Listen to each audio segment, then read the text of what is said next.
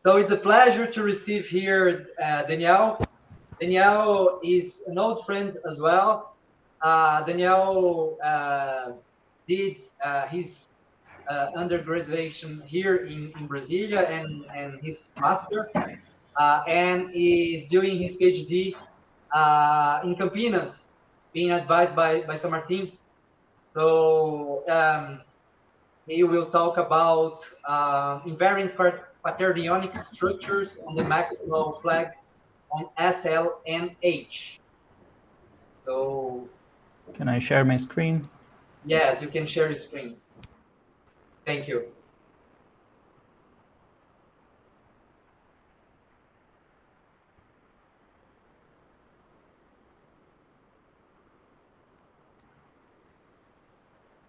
Okay, can you see the presentation?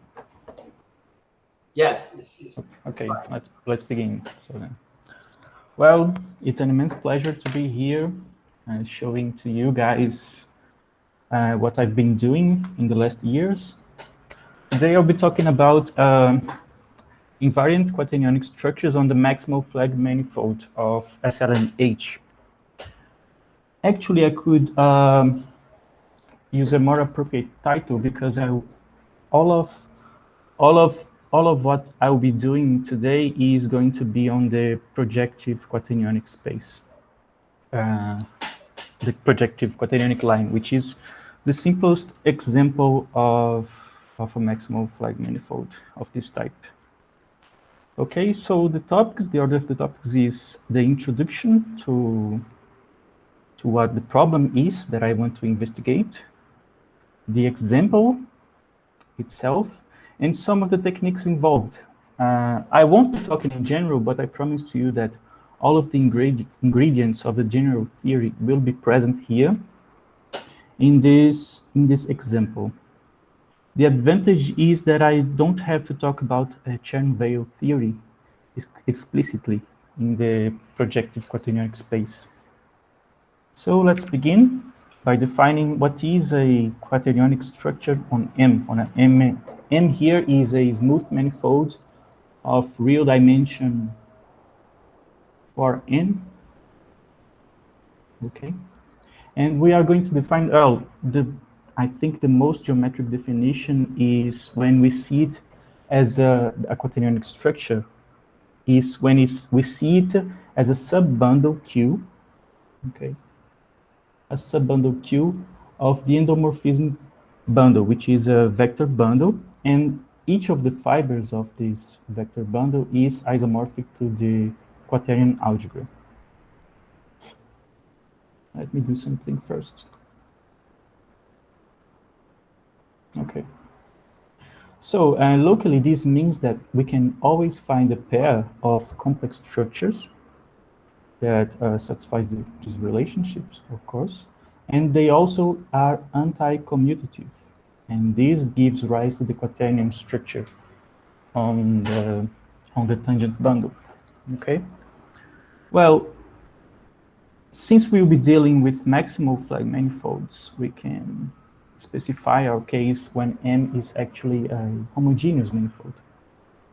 And we ask also that the quaternionic structures will be also G-invariant, okay? And this means that the left action of the group, when lifted to the tangent bundle, it is fiber preserved, okay? So the problem we will be addressing today is when we give a quaternionic structure, when is it actually hypercomplex? This means that this local pair is actually global, can be extended globally to the whole manifold, okay? So as I promised, I will be considering this example, which is the quaternionic projective line. I'll just say projective space here to make a reference for it. It is identified as the quotient space of SP2 over SP1, SP1, just like here. In this, just to clarify, the SPn here is the group of unitary n by n quaternionic matrices, okay? So the entries are quaternions and they are unitary in the sense that when you take this matrix G in SPN, when you multiply it by its conjugate transpose, you get the identity, okay? The Lie algebra decomposition is a reductive Lie algebra in the way that we are presenting here. We can decompose it as the diagonal part and the anti-Hermitian part. I think that's the name for it. This here is the diagonal, okay? And we are going to write SP1 plus SP1, which is simply the Lie algebra of the isotropy, okay? Isotropy is this group here below the SP2. And the algebra U can be represented by the set of squared matrices with this form, where X here is a quaternion, and this bar over X is the conjugation, the quaternion conjugation. Okay. A lot of the data is presented inside it's related to the isotropy representation. And as we've seen in other presentations, in this case, we can, the isotropy representation, which is originally a transformation of this form, where x0 is the origin of the space. It makes sense. Since we can identify the tangent space at the origin with this Lie algebra U here, it simply becomes the adjoint representation, okay? Here it is, here we have an explicit expression of the adjoint representation where P and Q here are unitary quaternions. Okay. As you can see, why am I doing this? Because I want to give you an example of what a quaternionic structure looks like, especially a G-invariant one. If we restrict to the first factor of the isotropy, remember the isotropy, which I will always be calling by H, is the product SP1 times SP1, seen as the diagonal of the group SP2. Okay. When we restrict ourselves to the first factor, it induces a quaternionic structure on the tangent space at the origin. Because we can define, well, the difficulty here is certainly to define what would be the multiplication by a quaternion, okay? So we can do it by the means of the first factor, simply by letting, if we take a vector x and we multiply it by a quaternion q, simply by defining add q bar 1 of x applied to this vector x. And please remember that q bar, when q is a unitary quaternion, this is actually its inverse. Just like the complex, it also happens in the complex case.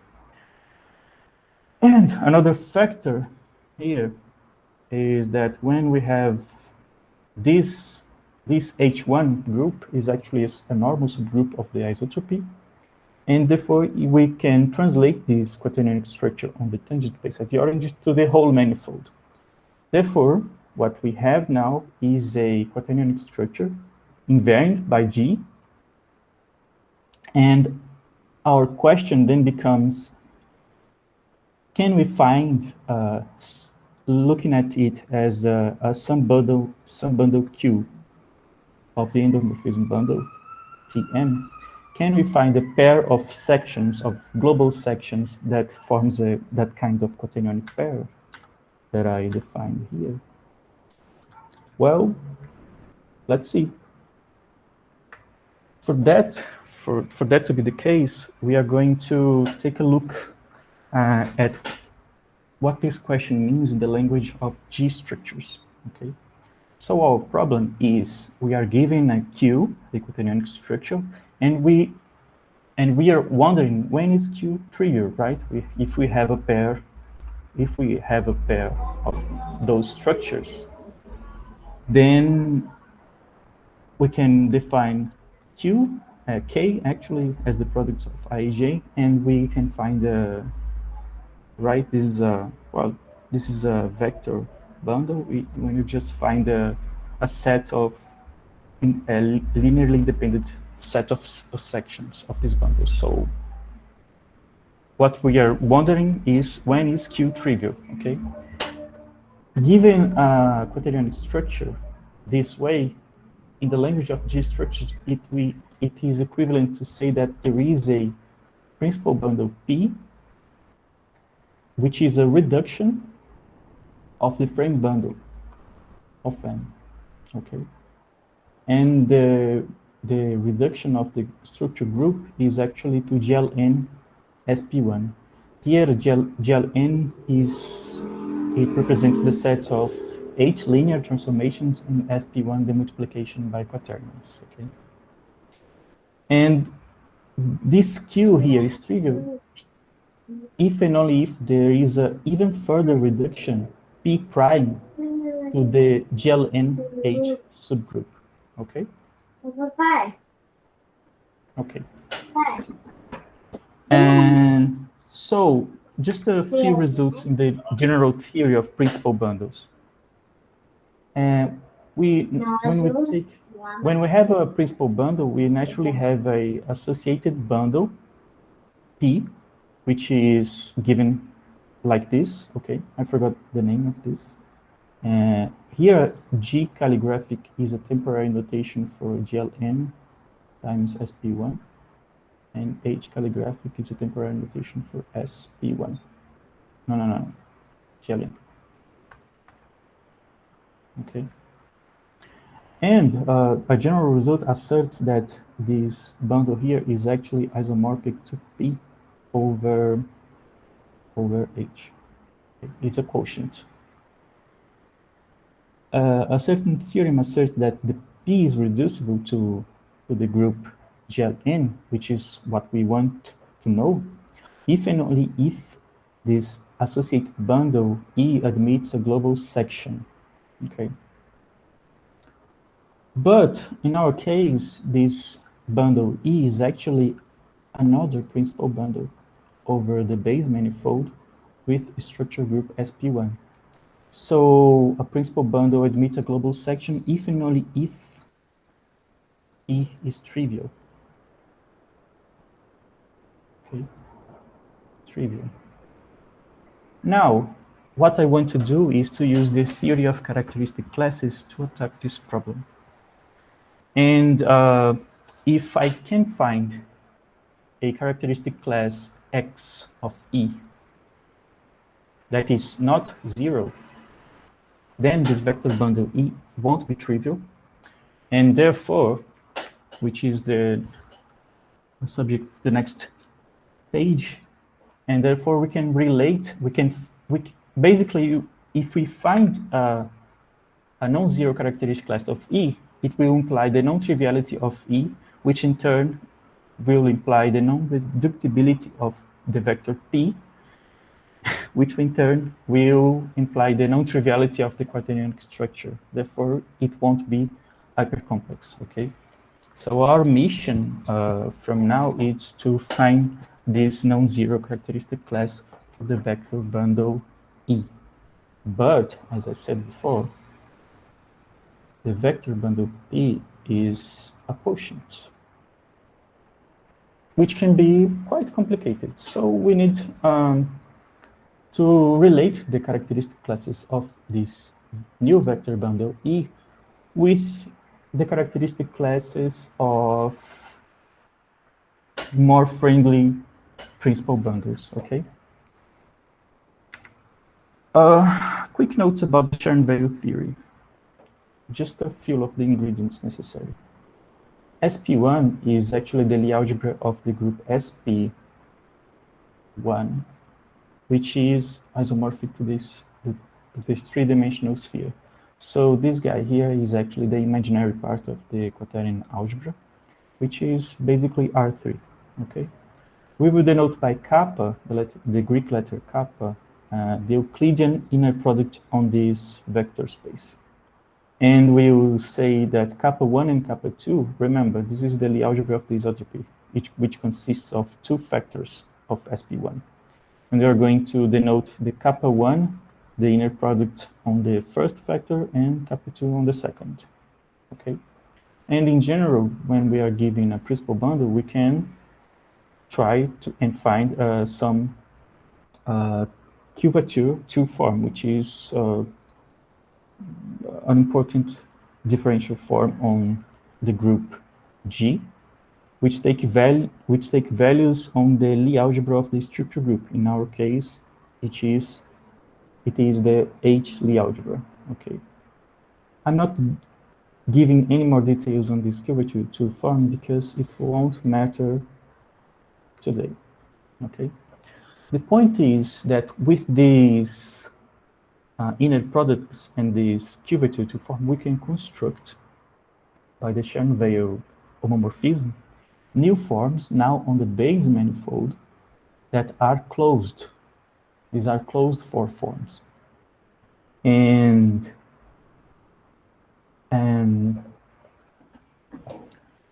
well, they are closed, and therefore they represent an element of the cohomology.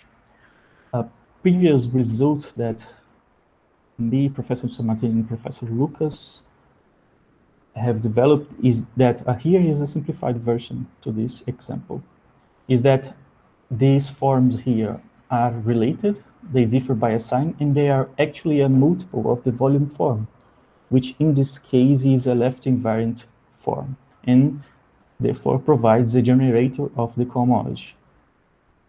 Perhaps if you know the cohomology of the projective line, this is not much fun because it's very simple, right? But as I promised in the beginning, what I'm doing here have all the important ingredients to develop the general case, being when we take a general maximal flag of SLN.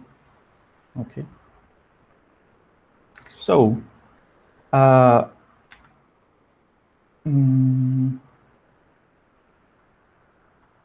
okay. Now, well, this is the concrete stuff, right? We have these forms here, but we want to relate the forms of the vector of the principal bundle E to this new player that just arrived, right? We can put the group G here, which is also a principal bundle over the base manifold. And the natural question arises, which is, can we find a relationship between G and P? And the answer is yes, because if we take a look at the explicit expression for the isotropy representation, we see that this is injective, actually half injective, because of a minus sign here. But this half injectivity can be disregarded because from the general theory, it will be a quotient by a discrete subgroup and it won't matter, okay, for the generators that we are trying to look at. So how do we do this inclusion here? We actually can put G inside P. And it is again by taking a look at the G action on the frames. For instance, if we take a frame at the origin, which we are seeing at them as an isomorphism between R for n, the general case, to the tangent space at the origin, we can produce a G action on the left by composition with a differential. And because of the injectivity of the isotropy representation, this orbit here is actually just G over the fixed point space. I forgot the name of this group here. And well,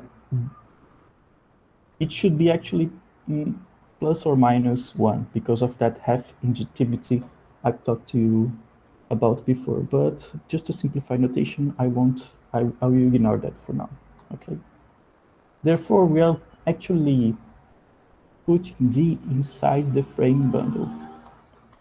But according to other hypotheses that we can put in the problem, very natural hypothesis, we actually have an inclusion of G inside the principal bundle P corresponding to that quaternionic structure in the beginning, in the sense of a subbundle of a certain vector bundle. Okay, that's a lot of bundles, I agree. Even more, we can put the structure group of this principal bundle G over the base manifold is actually taken inside the structure group of the principal bundle P by the isotropy representation. Important detail now, remember, we constructed a quaternionic structure using the first factor, right, H1. And because of that, it must come inside the SP1 factor of this structure group here. Okay, this is important. Now we are ready to finally relate the various characteristic classes. For that, we start with a curvature that I'm going to call it omega G. We can extend it naturally since this group G is inside P. We can extend it naturally to a curvature of the principal bundle P, and we can also project to a curvature of the vector bundle E's. But this part is not so straightforward as we might think. Okay. On the other hand, since the structure group of this bundle is SP1, we can take a look at the kappa. Remember them? It's the Euclidean inner product on this vector space, and we can naturally extend it to another inner product, which is we take value 0 on the GLN part. I'm going to call it kappa P, here kappa E. And because, again, this guy is inside here, it makes sense to talk about restrictions. Kappa G. The result is, as you might expect, that the kappa G, the construction of that special differential form on the base, they are all equal.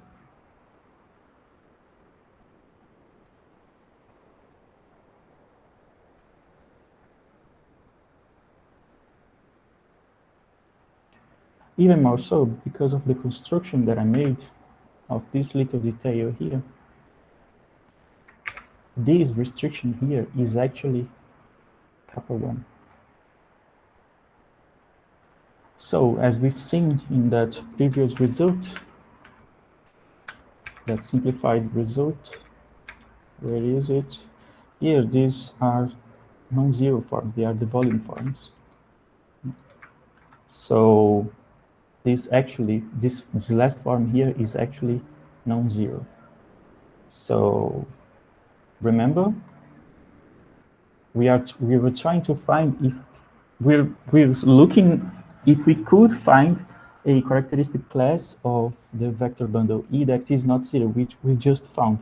And this can be done to any maximal flag manifold using a similar construction. Okay. What complicates in the most general case is that this is not so simple as it is in this case of the projective space. We have more generators of the cohomology. We have to take a little bit more of care. Basically, we have to consider a linear combination of these generators and make an argument that it is actually one of the simple forms which are non-zero. Okay. So that's it. That's what I wanted to show you in this short time. I hope it's clear. Thank you, Daniel. Thanks, Daniel. Thank you very much. Very good.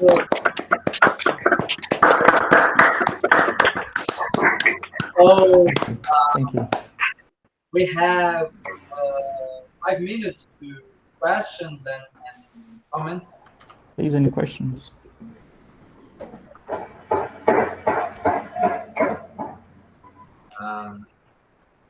There is a microphone open.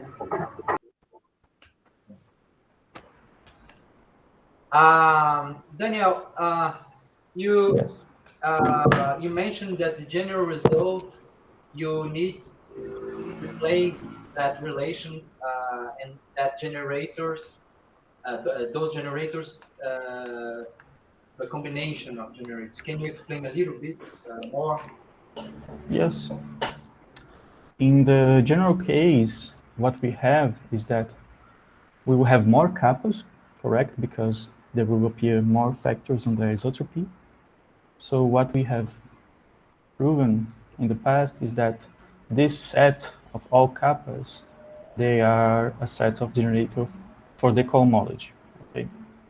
So what we must consider now, notice that I started on a weird direction. First, I have given you a certain special quaternionic structure, and then I proved that it can't be hypercomplex.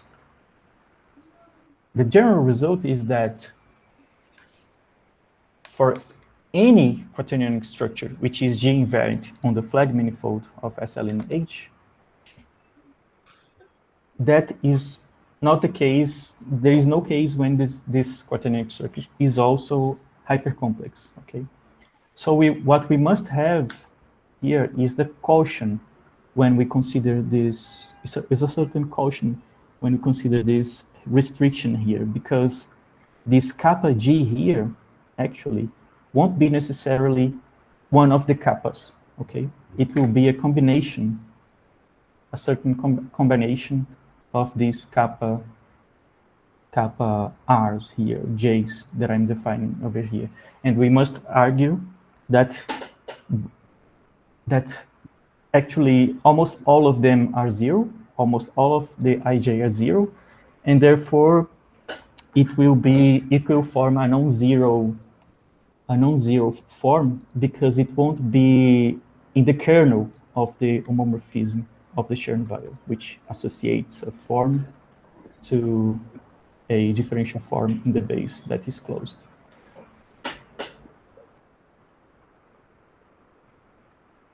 Okay. Any other questions, comments? No. Então, Martin.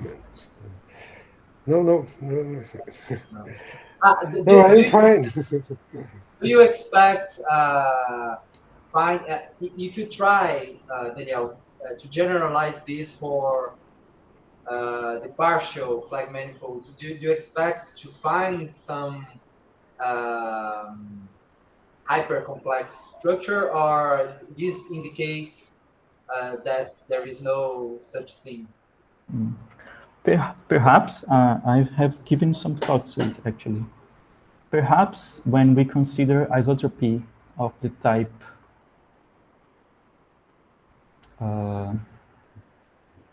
n-1, or actually any other combination, if it appears at SP1 here, maybe there is a way to do it. But again, we don't have a result of this type for partial flag manifold, so it would require some real work. Okay. So, any other questions? So let's thank again Daniel. Thank you very much. Very good.